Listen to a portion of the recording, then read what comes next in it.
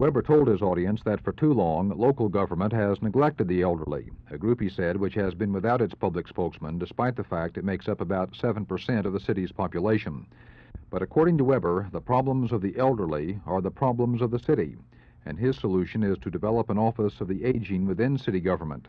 Weber said such an office could coordinate city activities concerned with the elderly, and he said the cost would more than pay for itself by ensuring the most efficient methods for helping the city's aging, especially in promoting what Weber called innovative programs like special discounts for food, transportation, and medical costs. And Weber added he would bring his proposal to create such an office before the City Council, possibly on Monday. Jack Hill, Channel 8 News on the Move.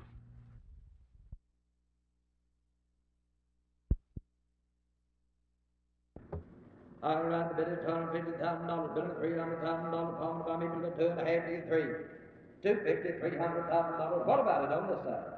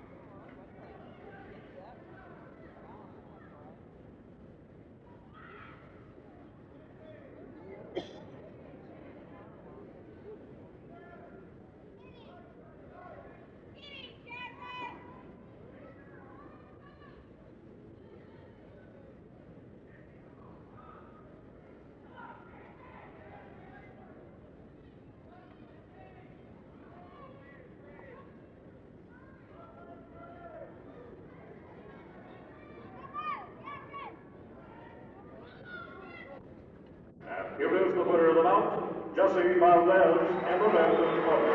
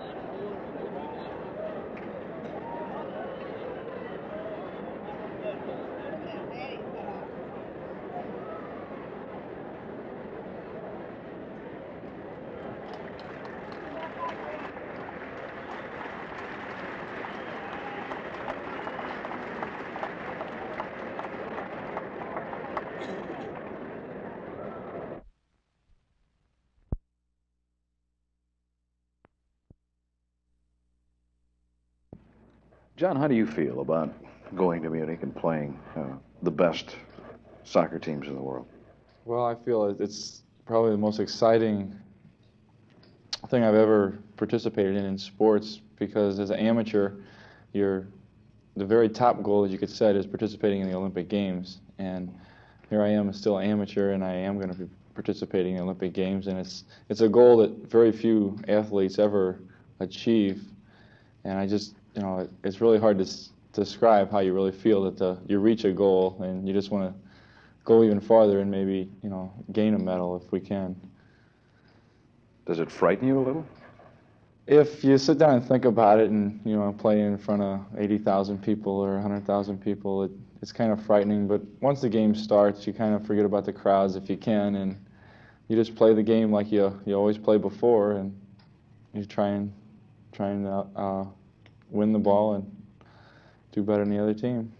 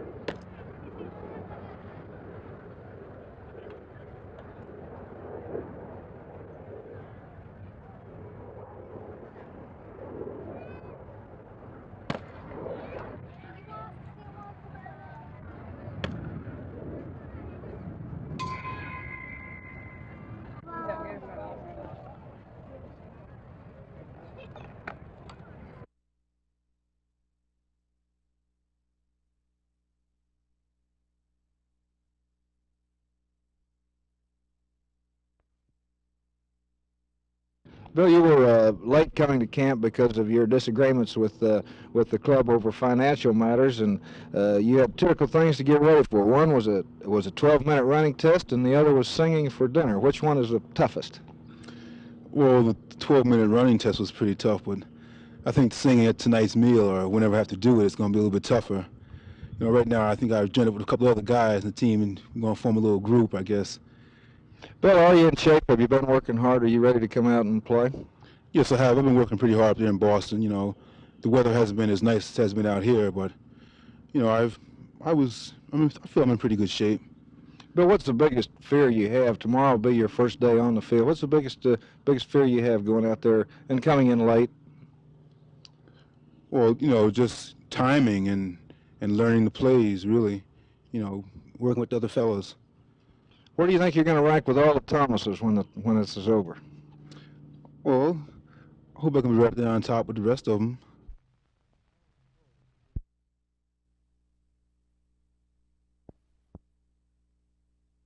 You're a big man. How do you like to play the game of soccer? Obviously, I would imagine you like physical contact. Yeah, a lot of people tell me I'm quite physical on the field. It has its advantages or disadvantages. I might be a little slower than some of the other fellows, but if I have a good game and I can hide the ball well and play a little physical, the defense gets a little shaky and maybe has an opening for me to score or one of my teammates to score because the backfield's a little shaky or something like that. It might give us a little advantage.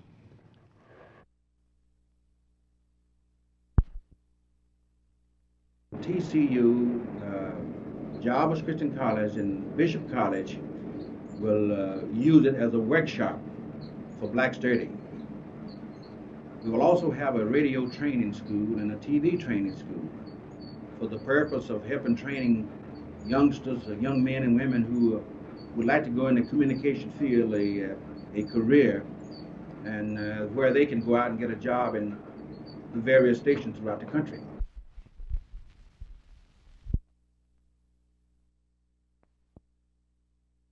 Bio-Ecology Systems Incorporated has been in business less than a month, but already owners feel they've latched on to the future of waste disposal. In fact, they think they've started a new industry in the Dallas-Fort Worth area.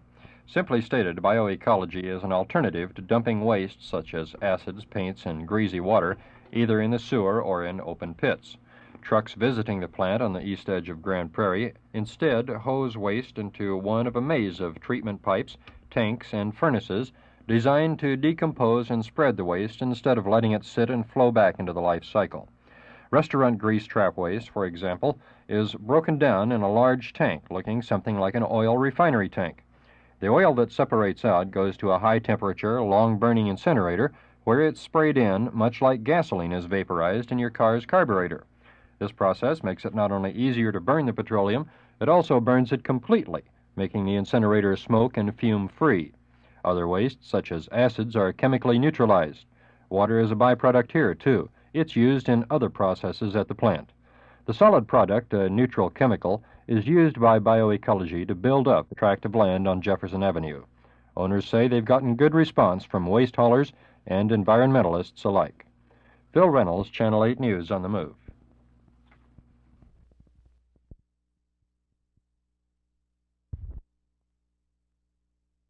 Appearances to the contrary, the Shriners take their clowning around seriously.